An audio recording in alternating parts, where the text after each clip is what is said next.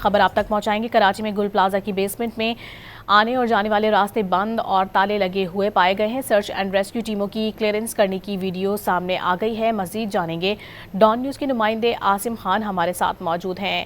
عاصم، مزید کیا کچھ سامنے آیا ہے، کیا تفصیلات ہیں؟ یہ سرچ اینڈ ریسکیو ٹیموں کی کلیئرنس کرنے کی ویڈیو ڈان نیوز پہ دیکھی جا سکتی ہے۔ گل پلازا میں ابتدائی تحقیقات میں آگ بیسمنٹ میں لگی تھی اور گل پلازا میں بتایا جا رہا ہے کہ بیسمنٹ میں موجود دروازوں پر تالے لگے ہوئے تھے۔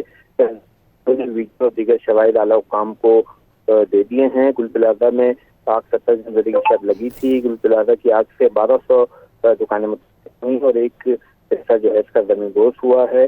تاہم گل پلازا کی بیسمنٹ میں راستے بند اور تالے لگے ہوئے پائے گئے، جس کی ویڈیو میں دیکھا جا سکتا ہے، اور اس کے بعد یہ حکام کو حوالے کر دی گئی ہے، جس کے لیے تفتیش کا بھی آغاز کر دیا گیا ہے۔ ساتھ ساتھ جو ہے اس پلازا کو اب سیل کر کے منہدم کرنے کے لیے کارروائی شروع کی جائے۔